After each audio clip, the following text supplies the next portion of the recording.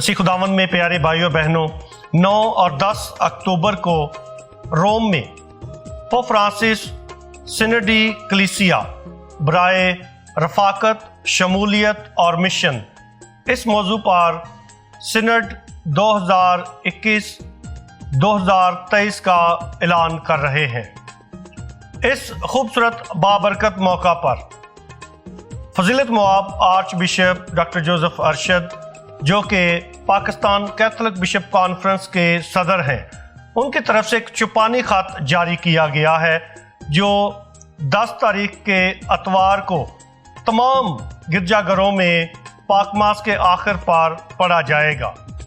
इस चुपानी खत में फजीलत Moab bishop doctor Joseph Arshad ने बयान किया है कि ये सिनडी कलीसिया का रफाकत, शमूलियत और मिशन का जो एक मुसलसल मशावरती सफ़र है, ये कैसा है और ये किस तरीके से पाकिस्तान में मनाया जाएगा। यकीनन बिशप जी ने बहुत अहम जो निकात हैं उन पर इस चौपानी खत में रोशनी डाली है। सिनडी सफ़र को उन्होंने बयान किया है कि ये एक मशावरती अमल है जो कहनाना बरादरी, सिस्टर साहबात, सेमिनेरियंस, तमाम कैथोलिक इदारे, पैरिशेस और पैरिशेस की जो कम्युनिटीज़ हैं, मोमिनीन हैं, कैसे वो इस मशावरती अमल में शामिल होंगे।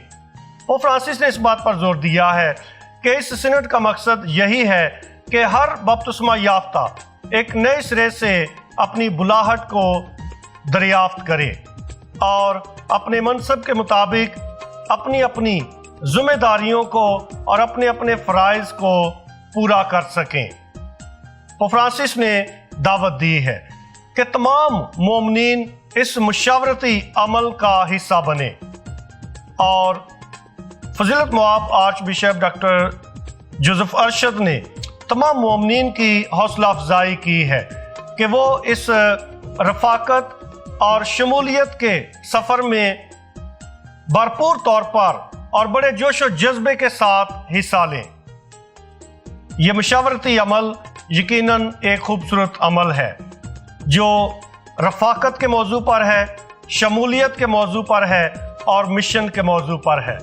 कलीसिया मिलकर सफ़र कर रही है, हम सब एक साथ मिलकर सफ़र कर रहे हैं और सिनड का मतलब भी यही है।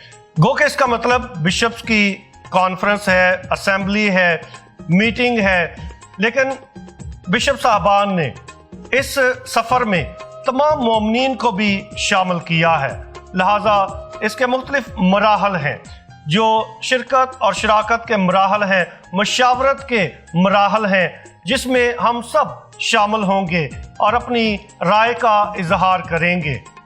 बिशप साहबान आपको सुनना चाहते हैं, आपके ईमान की कहानी को, जिंदगी की जदोजहद को सुनना चाहते हैं। आपकी कहानी अनमोल और बेशकीमत है, इसलिए आप अपनी ईमानी कहानी पर और समाजी जदोजहद पर फख्र करें।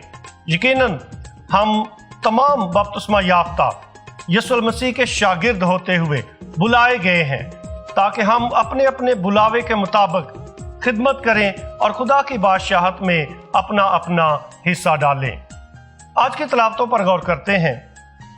आज की जो पाक अंजील है, इसमें एक नौजवान जो कि बहुत अमीर था, यीशु मसीह के पास आया और उसने आकर सवाल किया कि अनेक उस्ताद, मैं क्या करूं ताकि हमेशा की जिंदगी हासिल कर सकूं।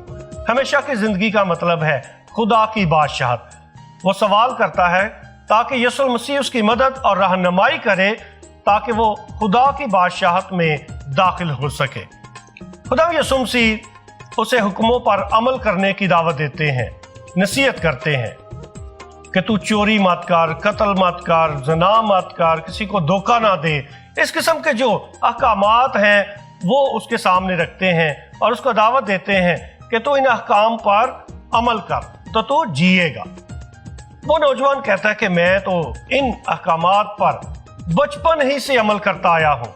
और लिखा है कि खुदा यीशु मसीह को उस पर बड़ा प्यार आया, उसको बहुत अजीज जाना और फिर उसको कहा कि एक चीज की तुझ में कमी है, जा अपना सब कुछ बेच डाल, गरीबों में तकसीम कर दे और फिर मेरे पीछे हो ले। और लिखा है कि ये सुनकर वो नौजवान उदास हो गया, उसका चेहरा उतर गया और वो परेशान होकर चला गया। क्यों? क्योंकि उसकी बहुत दौलत थी, वो बहुत अमीर था। बाज़ का दौलत ही इंसान के लिए हमेशा की जिंदगी का वसीला बन जाती है और बहुत दफ़ा ये दौलत ही इंसान की हलाकत का बायस भी बन जाती है। आइए गौर करते हैं कि ये दौलत क्या है। 2-3 साल पहले मुझे एक मौका मिला एक सेमिनार में शामिल होने का, जिसमें 10वीं क्लास के वो तलबा और तालबात थे जिन्होंने हाल ही में 10वीं पास की थी और उनके लिए ये करियर गाइडेंस का खूबसूरत प्रोग्राम था। मैंने सबको सवाल किया कि आप क्या ख्याल करते हैं कि दौलत क्या है, क्योंकि जितने भी नौजवान हैं जब करियर गाइडेंस के लिए आते हैं तो वो आगे बढ़ना चाहते हैं, कोई ऐसी फील्ड अपनाना चाहते हैं जिसमें वो आला तालीम हासिल करके, प्रोफेशनल एजुकेशन हासिल करके अच्छी जॉब हासिल कर सकें। अच्छी जॉब से मुराद जिसमें ज़्यादा पैसा कमा सकें। यकीनन हर नौजवान का ये ख्वाब होता है। नौजवानों को ये सवाल किया गया कि आपके नज़दीक दौलत क्या है। 35 में से एक भी नौजवान नहीं था जिसने इस सवाल का दुरुस्त जवाब दिया हो। सिर्फ एक नौजवान था जिसका तकरीबन 50% जवाब ठीक था। मसीह खुदावंद में प्यारे भाई और बहनों, मैं आपकी रहनुमाई करना चाहता हूं ताकि हम गहरे तौर पर समझ सकें कि दौलत क्या है। दौलत 4 किस्म की है। सबसे पहली दौलत वो है जो रुपए पैसे की सूरत में है, करेंसी की सूरत में, जिसको आप गिनते हैं, जिसको आप गिनकर बैंक में जमा कराते हैं, गिन के निकालते हैं। लिहाजा ये पहली किस्म है दौलत की। दूसरी किस्म है दौलत की जायदाद, जिसमें आपका घर है, गाड़ी है, जमीन है।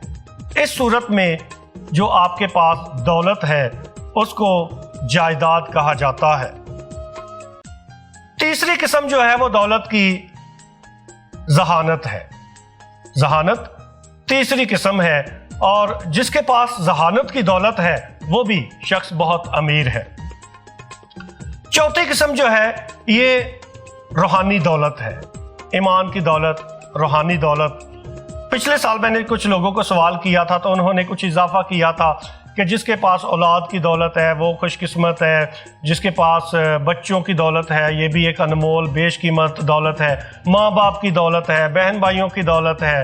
बेशक आप इस किस्म की एक एंडलेस लिस्ट जो है वो बना सकते हैं, लेकिन मजमूई तौर पर 4 किस्म की दौलत है: रुपया पैसा, जायदाद, जहानत और रूहानी दौलत या ईमानी दौलत।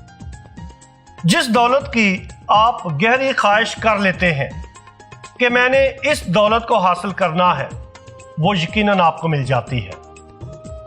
जब आप किसी इन चारों में से एक चीज को अपनी जिंदगी का मकसद बना लें, लिखकर अपने तकिए के नीचे रख लें, आपका उठना, जागना, खाना, पीना, ओढ़ना, बचोना एक ख्वाहिश जब बन जाती है तो वो यकीनन आप हासिल कर लेते हैं।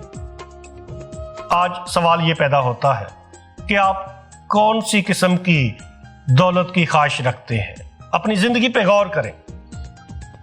यकीनन जो 3 किस्म की पहली दौलत है ये भी कोई बुरी नहीं है। खुदा यीशु मसीह ना तो अमीर लोगों के खिलाफ था और ना दौलत के खिलाफ था। खुदा यीशु मसीह एक रवैये को तब्दील करना चाहता है जो खुद गर्जी का रवैया है, कि जब इंसान को दौलत के सिवा कुछ और नजर नहीं आता, ना इंसान नजर आता है ना खुदा नजर आता है। इस किस्म की दौलत की यीशु मसीह यकीनन मजम्मत करते हैं। रुपया पैसा या जायदाद बजाते खुद बहुत अच्छी चीज है। खुदा यीशु मसीह ने कहा था जो कैसर का है कैसर को दो, जो खुदा का है खुदा को दो। हर चीज की अपनी एक जगह है, अपना एक मकाम है। जब चीजों में हम तवाज़ुन बरकरार रखते हैं तो ईमानी और रूहानी जिंदगी में, समाजी जिंदगी में भी एक तवाज़ुन कायम रहता है। इसलिए आज की पाक अंजील हमें दावत देती है कि हम गौर करें अपनी जिंदगी पे, کہ جو دولت ہمارے پاس ہے کیا یہ ہماری راہ میں رکاوٹ ہے یا ہماری مدد کرتی ہے تاکہ ہم ہمیشہ کی زندگی حاصل کر سکیں۔ خدا ہمیں یہ فضل بخشے تاکہ ہم خدا کو، ایمان کو، روحانیت کو، خدا کے گھر کو اپنی زندگی کی پہلی ترجیح بنائیں، جہاں سے ہمیں ہر قسم کی دولت ملتی ہے، ہر قسم کی نعمت اور برکت حاصل ہوتی ہے۔ خدا ہمیں ایسا کرنے کی توفیق دے، آمین۔